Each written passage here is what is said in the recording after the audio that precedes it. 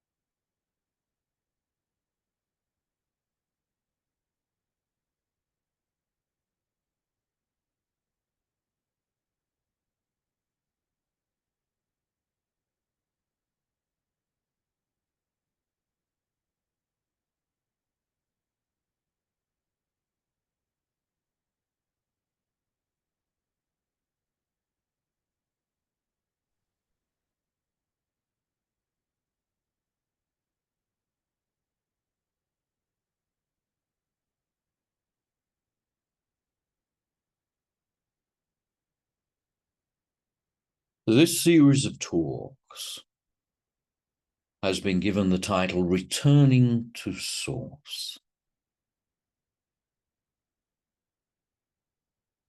bringing you back to your very truth, the nature of a snowflake to be water. And this is demonstrated in a story that I will tell you now.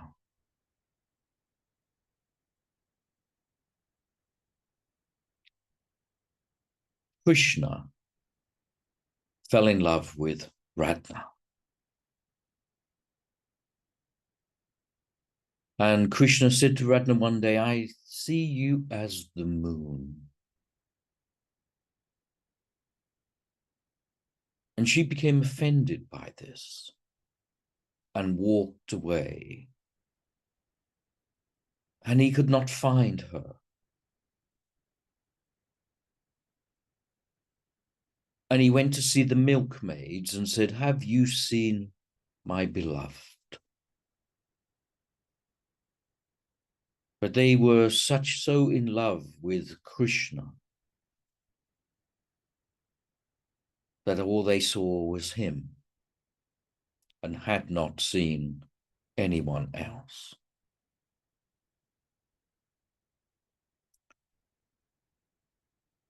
Now, Radha disguised herself as Krishna himself and went back to see Krishna. And because Krishna saw all as himself, then he was confused by the image, but also accepted it.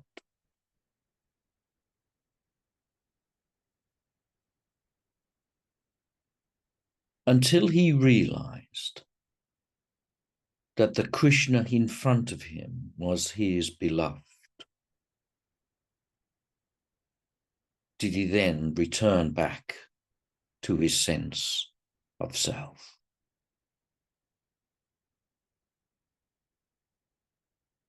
You see, the meaning of the story is Krishna initially compared Radha to the moon and thus created duality and saw you and them as separate and not just the same being in a different set of clothes.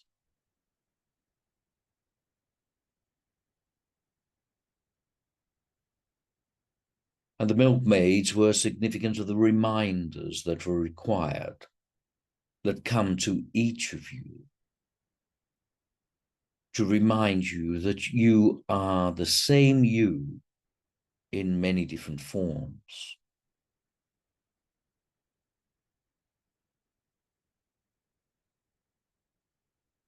So it is then when Krishna remembered, he returned to the non-duality, the oneness, the realization that all are one, yet there is a play of forms. And this will be referred back to later in our talk. So the point today, again, is reminding you of who you are.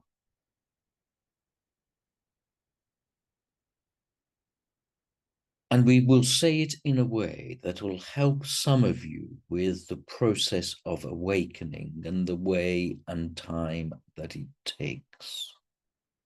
As I know that there is interest in this process of awakening to your truth, to your water within the snowflake,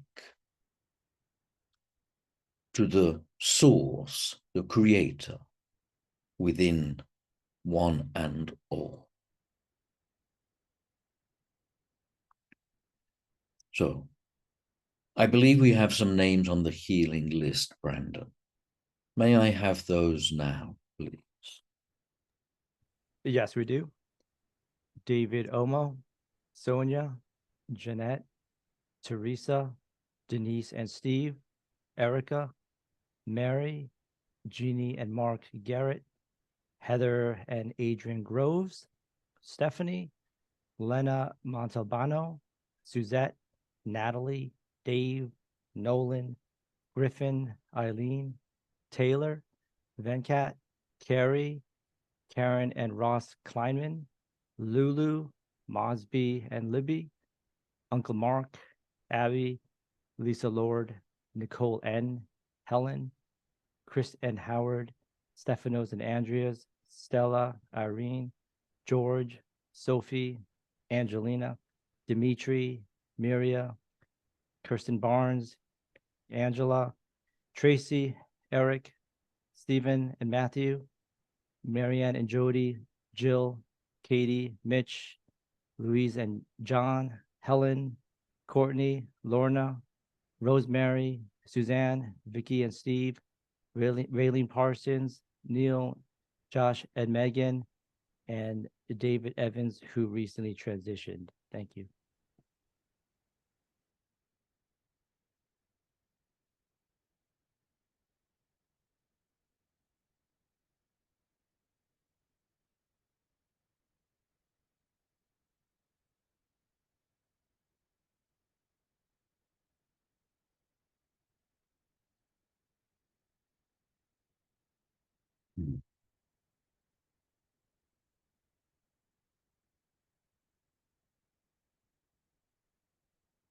With such a list of names, how do we manage to provide correct healing for each of those mentioned? Well, this is done on the basis that each is one, that the name is part of the play, and yet the truth is outside of the play. So it is setting the intention with the one that provides healing to the many. So when you do your healing activity, it should be done in the remembrance of the truth, yet still working with the individual.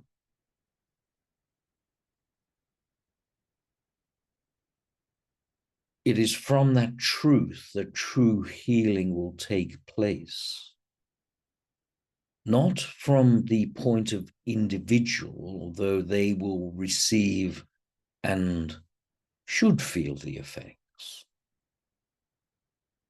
But it is through the source that all creation comes.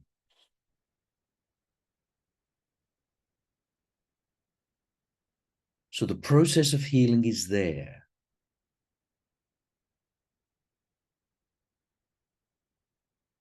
It comes from outside of the play into the play of existence.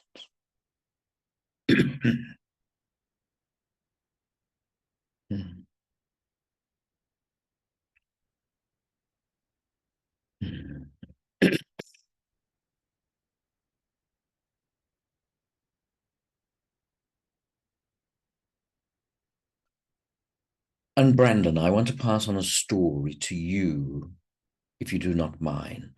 It is not meant specifically for you, but you would understand the context related around it and why this story would be important.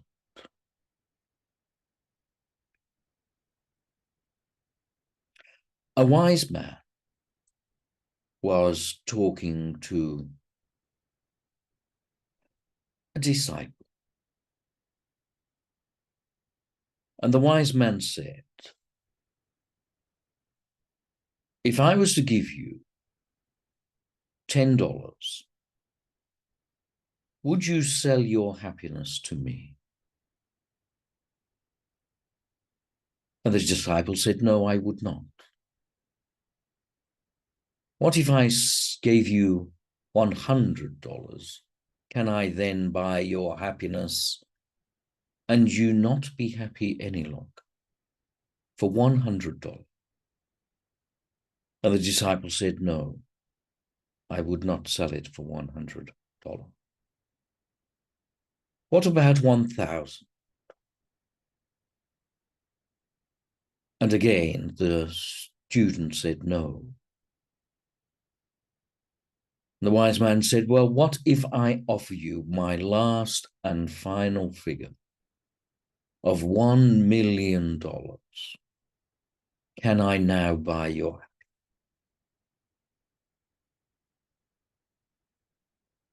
And the disciples still said, my happiness is my treasure. I will not sell it to you for any amount. And the wise man said, but you give it away every day. You give away your happiness into the rude people, to the ones which say statements and comments you do not like, to the activities that do not go your way, to the obstacles that become in your path. You come out of your happiness and into your trauma, and you do it freely with no cost.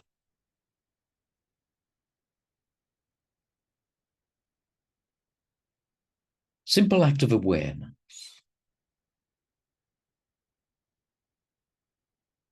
And the statement, why do I need to leave my happiness now? You can deal with your problems and still remain happy in heart. Do not sell your happiness cheaply. It is the essence of your being and should always remain within your mind.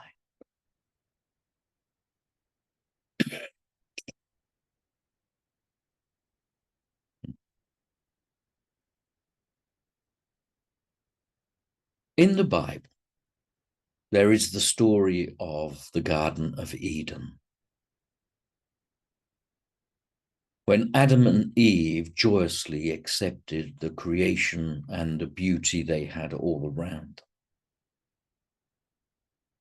them. Until one day, of course, Adam bit the apple, representing the knowledge of good and evil.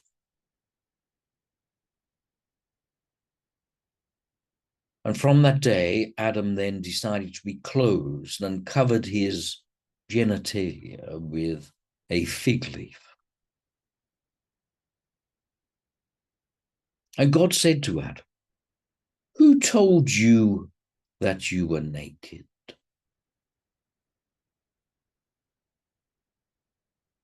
Short time after, Adam and Eve left the Garden of Eden.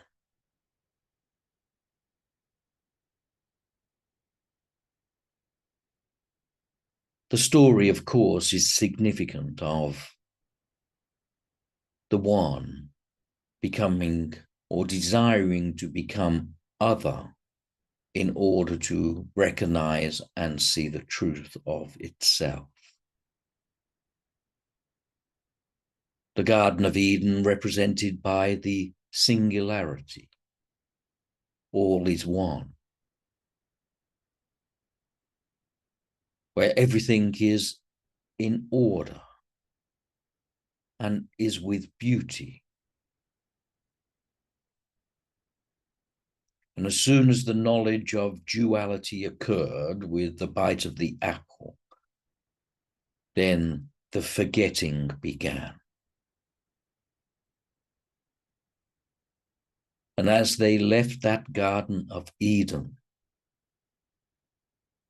they then spent the rest of their time trying to get back to the garden. Now, of course, this is not a history lesson, but a story of separation that you have all faced.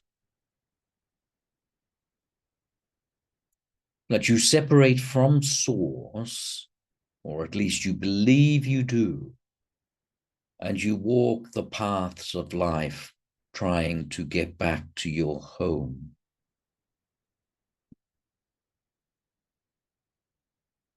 And this gives you within you the feeling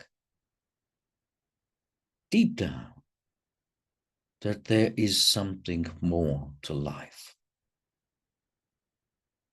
You each have it, that you may accomplish the greatest task, witness the biggest love. Yet there's that feeling of desire for home. And this is the love that pulls you back to home. The truth, if you want, the source, the little flicker of God that is deep within the bodily consciousness of man. Now, we can represent this story in another way. And I have told you stories to try to explain this many times. If you remember the story, and forgive me, if you remember the story of the ocean and man believing they are just one corner of the ocean, and the analogy of the movie theater, that you walk into the movie, but you watch it, but you do not take part in the play, just add the emotion to it. So let's give another analogy.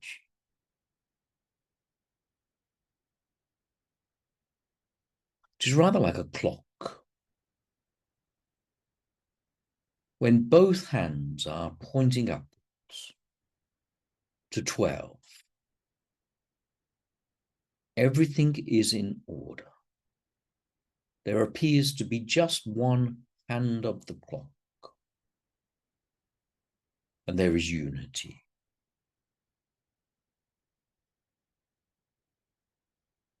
But when the clock strikes or turns to 12:01, then, of course, there is a movement away from that true source, and man begins the journey. The soul then is born. The soul is the non-physical individual.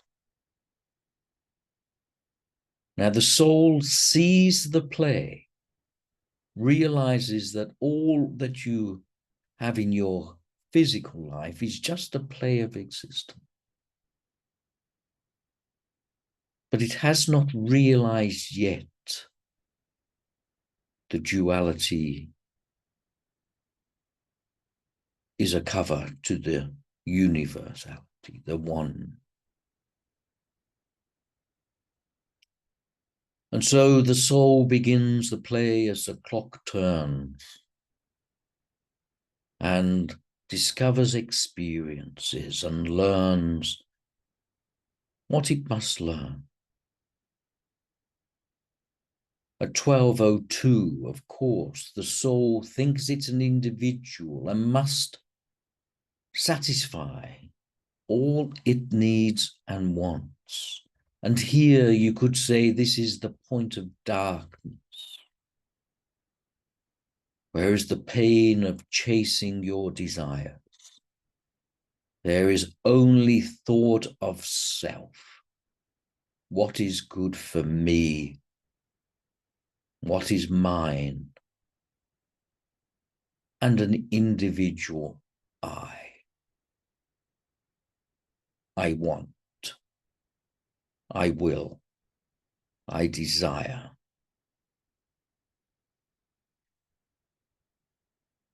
And the clock continues to turn. And more desires are achieved and replicated, chases and other desires are put in front of the nose of the being as it chases alternatives. It looks for everything it wants and desires then all that it can get for itself.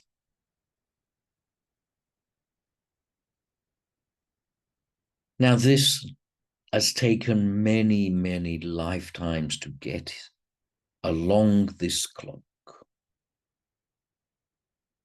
I am not talking 1 or 2 or 10 or 100, but thousands of lifetimes,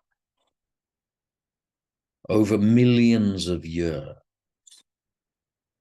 to even get to 10 past the hour. Progress appears slow from a physical sense.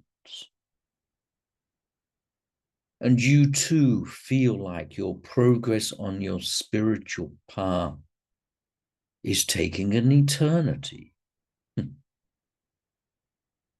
I assure that is true.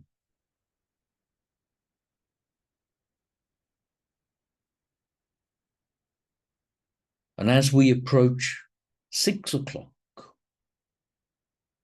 the pain in the individual is intense. As every corner of the universe has been turned upside down in the search of additional experiences and truths. And nothing seems to truly satisfy what is required. And the pain is such that there becomes a great desire for something. It is most uncomfortable at 6 o'clock.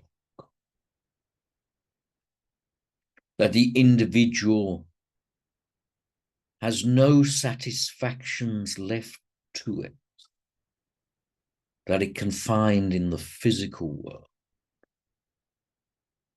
Every corner just seems to offer more dissatisfaction. But it is this pain that is a prerequisite for beginning the journey home. It is your journey as well, within your individual life.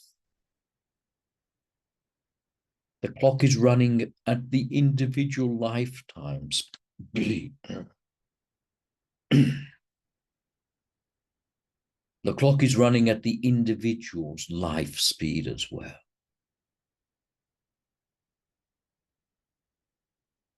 This pain then means that man has a choice.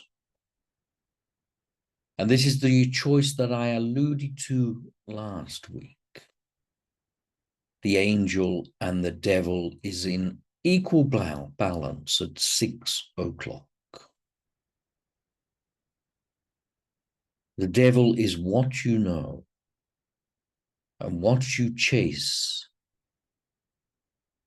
the desire for more, the desire to become something. I will be a whatever it is.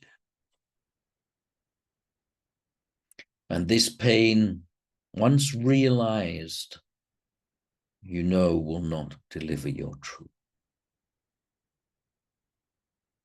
So as you see other people, you can see that their pain may be their requirement for transition from the angel to the devil, from 6 to 601, from their past to their future. That pain is required.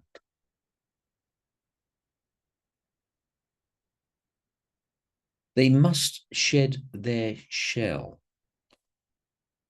shed off their skin, and at 601 look forward. That is their new choice. For the last 6 hours, they have looked backwards and looked externally to themselves. But at 601, they look internally. And as you look inwards, often you are dragged back to the external world to begin with.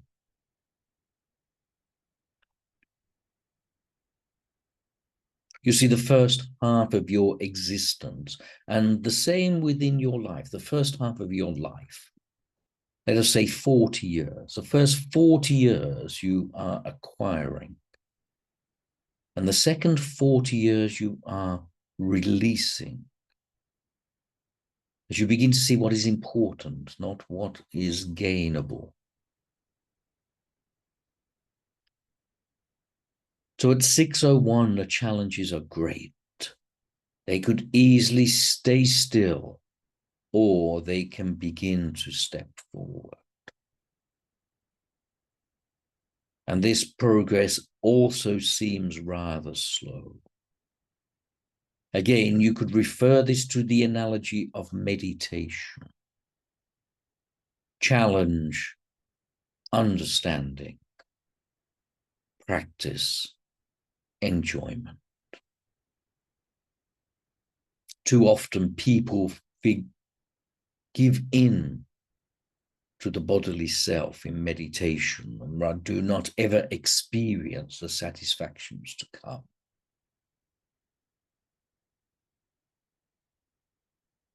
The fact that you sit here now means that you have already turned the corner after 6 o'clock.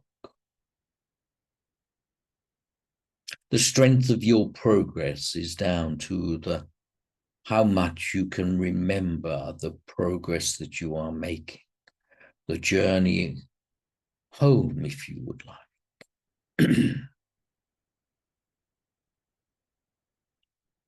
So hence, the more you return to your truth, away from your illusion, the more you affirm this journey, this play of returning home, and the greater your progress will become.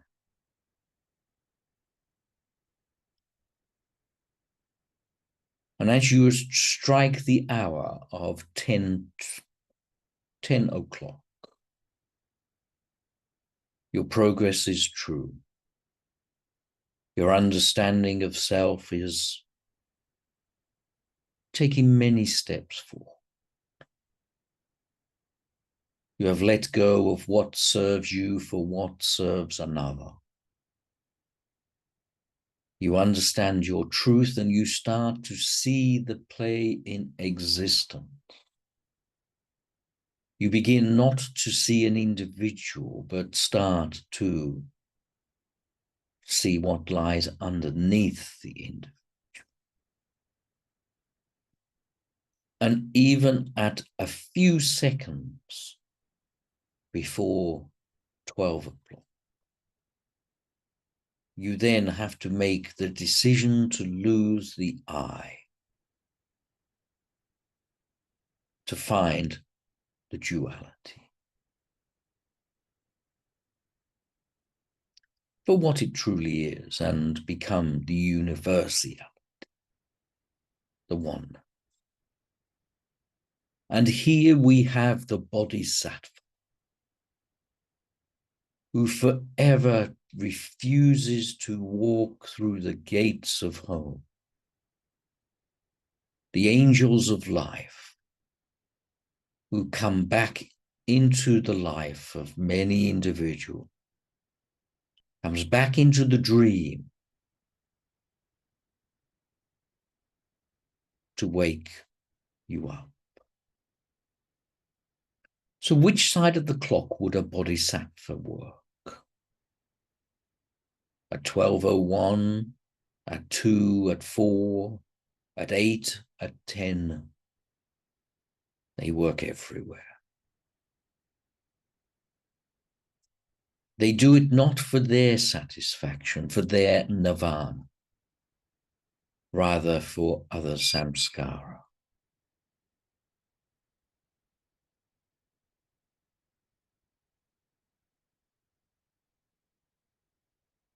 And then it is at 1 second to the hour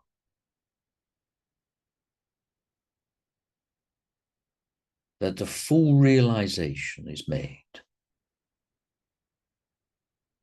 that all of this was just a play. I was already home. I just thought I was not.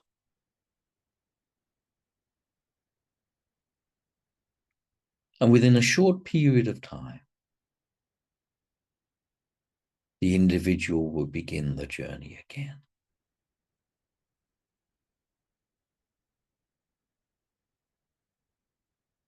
So your process of awakening is one of remembering. And you will not remember it out there, but only inside. And as you reaffirm that memory, you stop seeing the difference between the inside and the outside.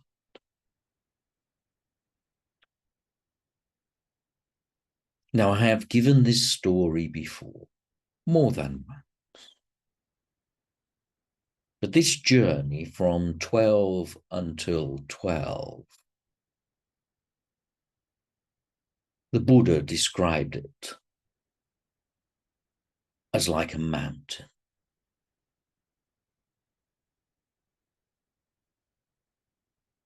Six miles wide, 6 miles long, and 6 miles high. And once every 100 years, a bird would fly over the mountain with a silk scarf in its beak and gently brush against the mountain. The length of time it would take that scarf to wear down the mountain is as long as you will do this journey. You have not lived once or twice, but millions of times.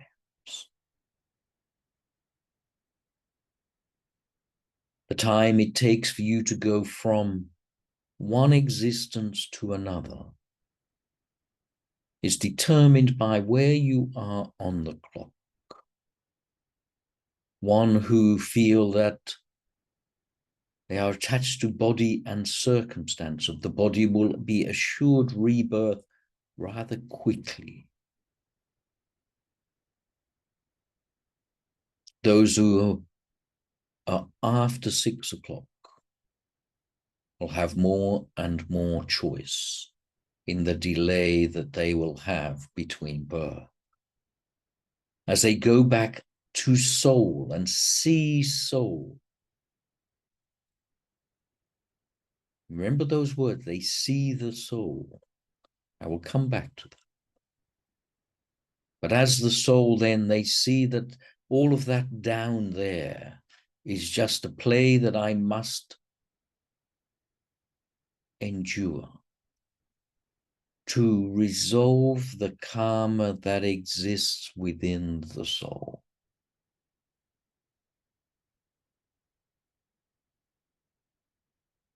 This is the point of karma.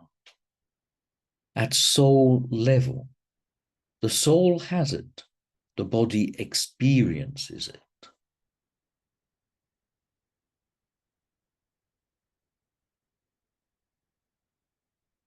But the soul, to begin with, is forever looking down onto the earth. But after a while, starts to look internally and starts to release the desires of the earth and starts to look internally to what else will satisfy, what else do I need to understand. And in part of this process, the soul then looks upwards rather than down.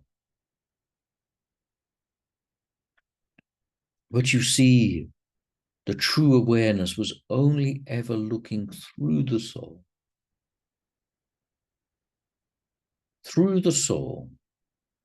into the earth. And this is the multi-planes of existence that you believe you understand.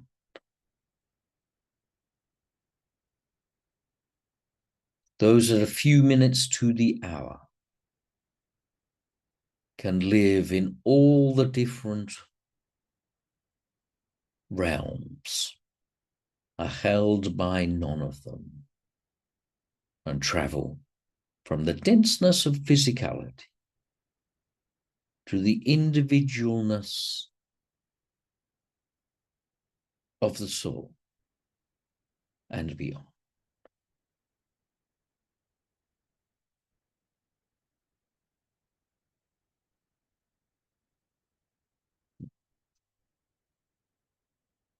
So a role for you to play is that when that soul sees at few seconds to midnight, well, to 12, it sees all of this as just a play, and everyone is in fact already the creator, the source.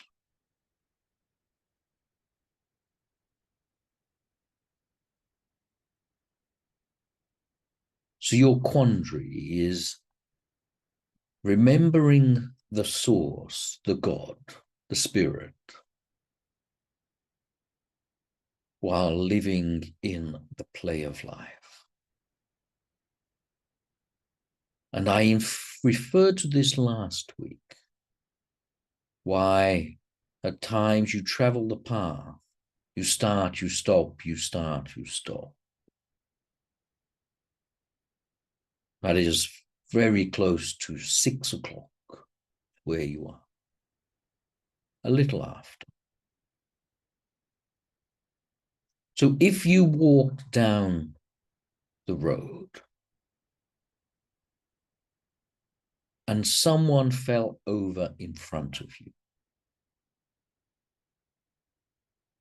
the quandary you will have is one side of you will say, ha, everything is perfect. Why should I have? And the other side of you would run to assistance and forget everything is perfect. So the balance becomes quite difficult now to balance between being in the world and not of it, providing or giving love, yet knowing everything is not requiring of your love. What should you do? Should you assist then, or should you just accept everything is perfect and walk on by?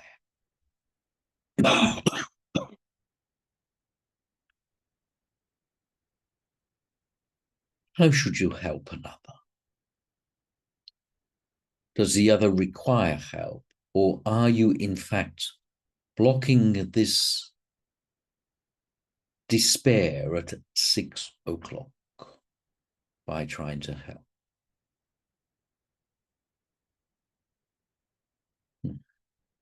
It's not an easy answer, is it?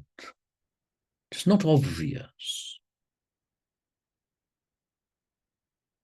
You see, if you help the person, you could easily be forgetting the God within that person.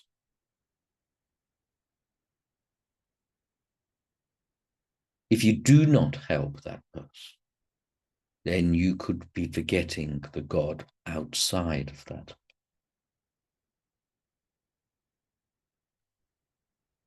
So your true way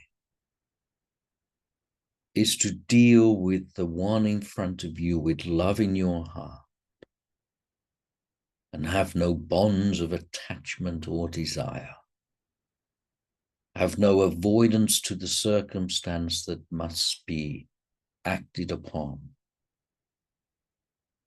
And yet know everything is perfect just the way it is.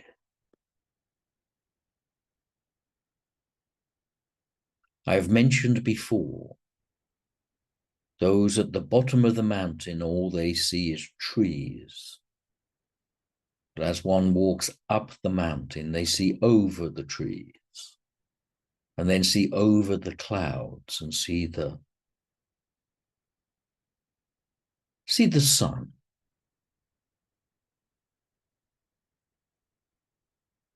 And their desire is to remove the cloud so everyone can see the sun.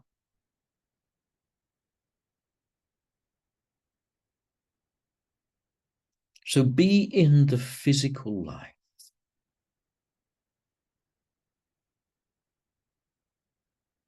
But know that you are not of it, but are the witness to all that takes place.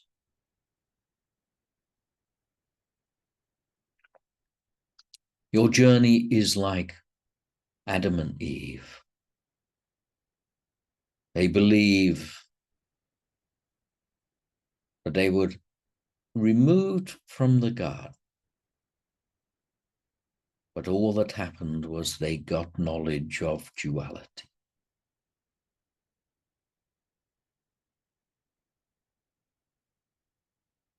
Truth is, you have never left heaven,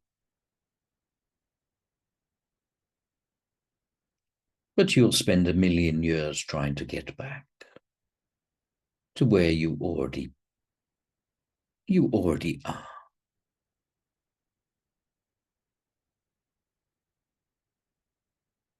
So your mission is to live the life fully and joyfully. Do not sell your happiness. Live the life with the knowledge of your truth within you. Let your God, your spirit, your guru, your bodhisattva, the universe be front of mind always. And you will be like Krishna, who turns to truth and sees God everywhere.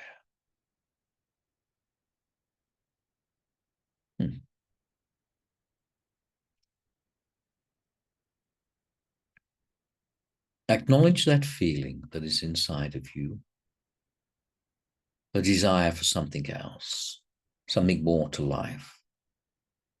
That is your door. It's not out there, it's inside. Maybe you should knock on the door. But once you step through, you will never be the same again.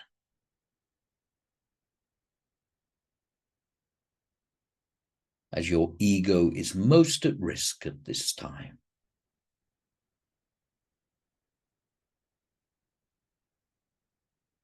Like the trees shedding leaves every autumn,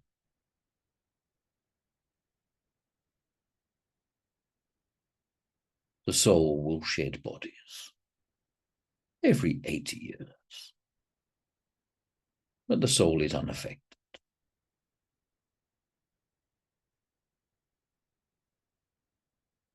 So how far you are on the clock? At 12:01 or 11:59?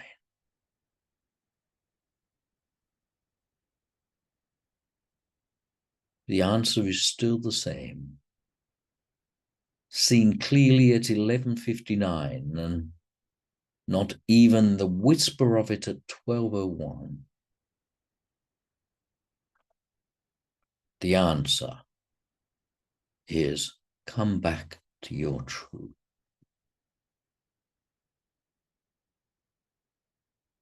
Let spirit do the work.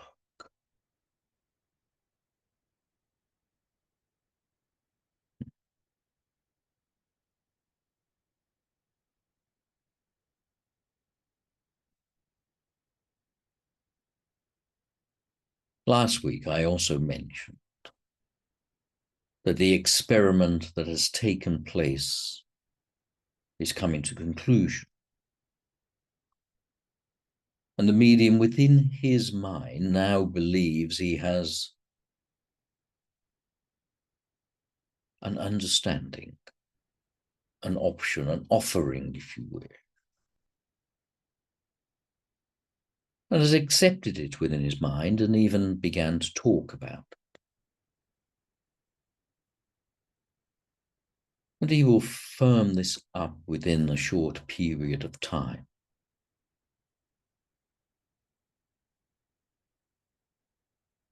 But as the experiment was mentioned to you before, we will come to work with you all, individually or in groups, so that we can be assisting you in your life and your circumstance.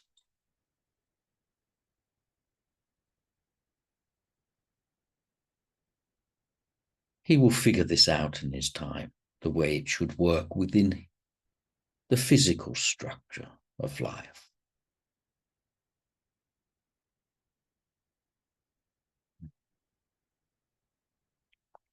Now, Brandon, may I come back to you to ask you a question, please? And that is, do you understand that the talk last week, the talk this week, answered a question you only had 2 days ago or 3 days ago of wanting to understand the awakening of man? And yet we answered the question before you asked it, at least started the answer, concluding this week. Do you understand, my friend? Yes, it was quite timely. Isn't it miraculous that we can provide you an answer before you ask the question, or at least start the answer? It was not within your mind quite the way you believed until recently, and yet the answer was there. It was, and definitely hit me pretty deep when I heard that talk last week. So thank you for that. How wonderful is life? We see, as much as one experiment was taking place, an answer was being given for a question yet to be asked. And I have answered you as well with another thing, and gave you a story that you may consider. Yes, indeed. Well, God bless you, my friend. I deliver with the love of all, so that you may use this for the benefit of others. Until next week, God bless you all. Let peace be forever in your heart. On behalf of everyone, thank you for all that you've done for us.